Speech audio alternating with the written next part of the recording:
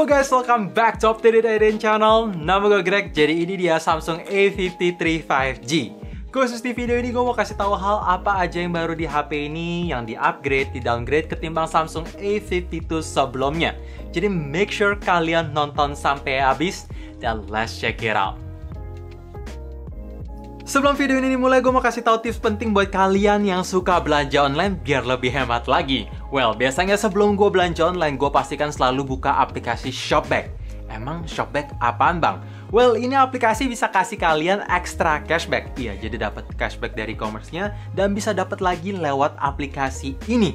Lumayan banget gue bisa dapat saldo sebanyak ini.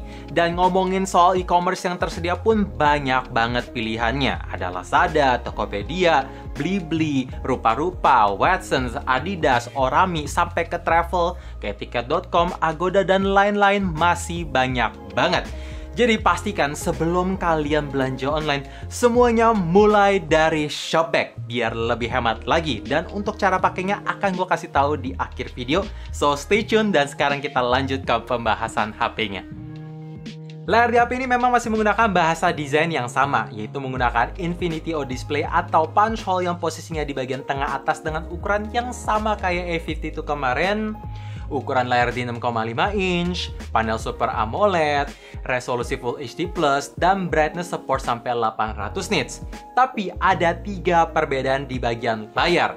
Pertama, ketika gue pasang video yang sama bersebelahan dengan brightness yang sama, A53 punya color saturation yang sedikit lebih cerah, jadi terlihat lebih colorful ketimbang A52. Padahal color scheme-nya gue taruh sama-sama di Vivid dan color temperature-nya gue taruh di default. Kedua, untuk bezel bisa semakin tipis lagi, jadi terlihat lebih kekinian. Ya nggak gitu signifikan, tapi lumayan. Ini artinya Samsung mau bikin HP kelas A mereka semakin premium. Ketiga, untuk refresh rate naik lagi 30Hz jadi di 120Hz. Kalau kalian tanya, bang emang ada perbedaan antara 90Hz ke 120Hz? Yang ini nggak signifikan, tapi di beberapa sentuhan yang scrollingnya jauh gitu ya, itu lumayan berasa. Apalagi kalau kalian upgrade dari 60Hz, wah ini berasa banget sih. Untuk back cover HP ini masih menggunakan polikarbonat dan warnanya pun cuma tersedia single color tanpa gradasi atau tanpa texture apapun. Ya sama lah kayak A52 kemarin, tapi Samsung bisa memberikan pilihan warna yang lebih fresh. Contoh warna peach yang sekarang gue pegang, ini asli keren dan jadi favorit gue. Sedangkan untuk warna birunya sekarang lebih pudar, jadi terlihat lebih abu-abu. Jadi ya kalau misalkan kalian nggak suka biru kayak gini, mungkin terlihat lebih bagus. Oh ya, untuk frame sekarang juga lebih menyatu sama back cover, jadi terlihat lebih mengotak dan terlihat lebih tebal. Walaupun memang kalau kalian lihat spek sheetnya, A53 bisa lebih tipis sedikit ketimbang A52. Jadi kalau kalian tanya bang gripnya gimana, ya to be honest gue lebih senang di A52 karena masih menggunakan 2.5D curve ketimbang di A53 yang rasanya tuh beneran lumayan ngotak sih. Dan untuk kamera babnya pun sekarang lebih menyatu tanpa ada geradakan kayak di A52. Sisanya untuk IP67 tentu juga tersedia. Setelah Samsung A52 tahun lalu di-upgrade chipsetnya menggunakan Qualcomm Snapdragon 720G, sekarang di penerusnya A53 5G juga ganti lagi, yaitu besutan mereka sendiri, Exynos 1280 dengan sistem fabrikasi 5 nanometer. Dan ketika gue coba Antutu kedua HP ini dengan versi yang sama, meningkat 40 ribuan jadi bisa hit di angka 380 ribuan. Oke, untuk performance in real life-nya gue akan bahas sedikit aja. Ketika dimainin game Genshin Impact 1 jam dengan settingan low plus 30 fps, ya ini masih cukup playable dan untuk suhu pun masih relatif anget-anget aja karena gue masih menggunakan wifi, belum menggunakan cellular data. Jadi untuk performa lebih lanjut dan game lainnya akan kita bahas di video full review. Dan FYI, gamenya gue udah download di Galaxy Store ya guys. Dikarenakan HP ini sudah menggunakan chipset terbaru, jadi fitur yang udah kalian tunggu-tunggu akhirnya tersedia di HP ini, yaitu 5G ready. Yes, jadi setelah kalian menyayangkan A52 kemarin belum support 5G, jawaban Samsung di generasi selanjutnya. Buat kalian yang kotanya udah support 5G, bisa langsung nikmatin. Tapi kalau misalkan kota kalian belum support 5G, minimal HP ini udah future ready lah. Sistem speaker di HP ini tentunya masih menggunakan stereo speaker dengan penempatan yang sama. Satu ada di bagian earpiece dan satu lagi ada di bagian bawah kanan. Tapi dalam segi sound quality sekarang bisa lebih baik karena ketika gue coba pasang bersama dengan A52, suaranya lebih berbobot dan vokalnya itu terdengar lebih jernih walaupun dalam tingkat volume nggak gitu beda jauh ya sama kerasnya. Dan karena HP ini sudah menuju premium ala-ala flagship, jadinya port jack 3.5 juga resmi hilang. Sedih banget ya. Dan untuk live testnya, make sure kalian pasang earphone ataupun headset, langsung gua play.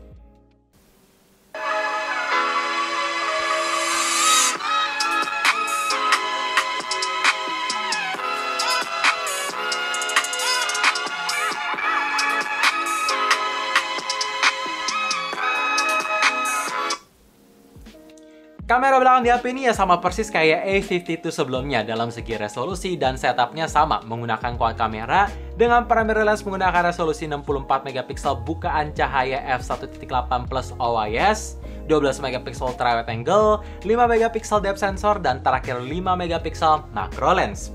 Kalau kalian tanya, "Bang, apakah ada perbedaannya?" Ketika gua coba foto bersebelahan, jawabannya ada. Dalam segi warna, saturation, highlight, dan shadow bisa sedikit lebih kalem di A53 sehingga hasilnya itu tidak dramatic look kayak di A52 sebelumnya. Jadi kalau misalkan kalian incer warna yang lebih natural, ya A53 bisa deliver itu sekarang. Walaupun ya tentu seperti ciri Samsung, warnanya itu akan terlihat lebih vivid dan vibrant ketimbang kondisi asli. Tapi menurut gua ini lebih baik. Walaupun dalam segi detail ya sama-sama tajam. Dan by the way, untuk fitur Scene Optimizer, kedua HP udah gua matiin. Sekarang lanjut untuk kondisi low light. Ada fitur baru di HP ini atau A53 5G, dimana ketika kita nyalain Scene Optimizer dan kita mau foto di kondisi yang agak low light, maka semi night mode akan otomatis nyala. Jadi tanpa harus kalian masuk ke night mode. Kenapa gue bilang semi night mode? Karena waktu shutternya itu lebih singkat durasinya ketimbang kita masuk ke mode night mode langsung.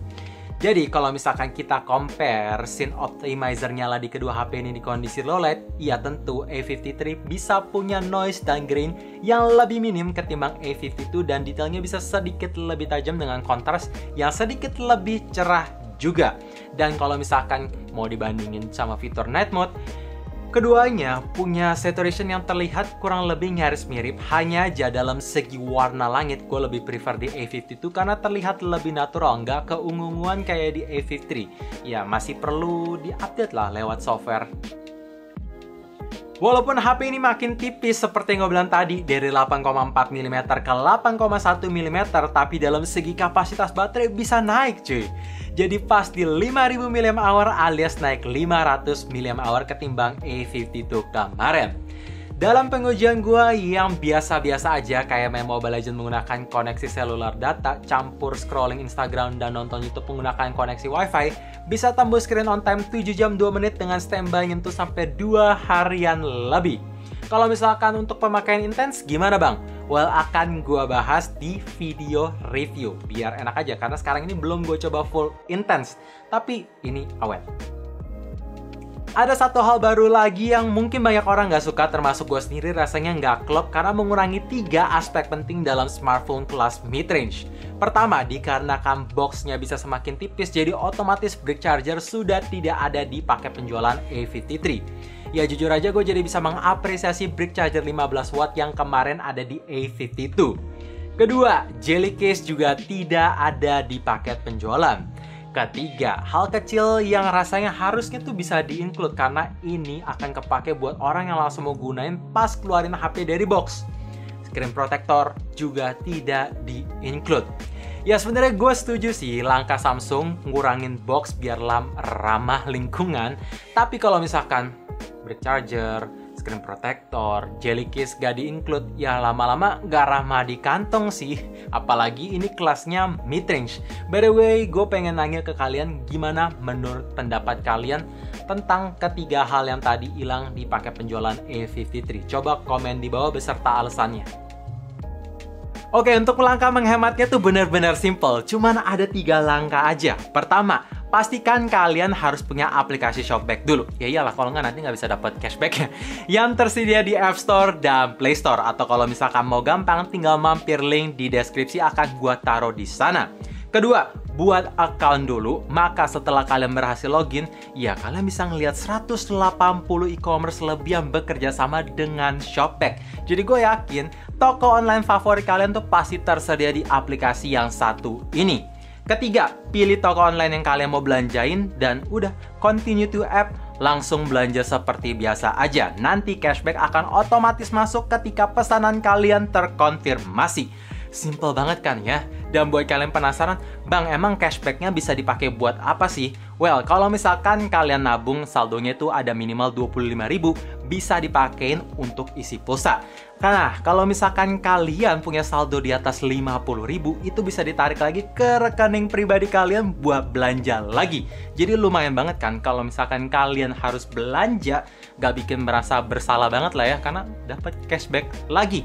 Dan ditambah setiap tanggal 25 sampai akhir bulan, Shopback tuh punya promo gajian, dimana kalian bisa nikmatin branded sales, voucher, diskon, double cashback lebih lagi. Dan bahkan di bulan ini, Shopback pun adain promo puasa atau puas cashbacknya. Jadi make sure buat kalian yang mau belanja online, semuanya dimulai dari Shopback biar makin hemat karena dapat ekstra cashback. So guys, itu dia 8 hal baru yang ada di Samsung A53 5G. Total ada 6 hal yang di-upgrade dan ada 2 hal yang di-downgrade ketimbang Samsung A52. Kalau misalkan kalian tanya, Bang, gue user Samsung A52 mau upgrade ke A53, worth it gak?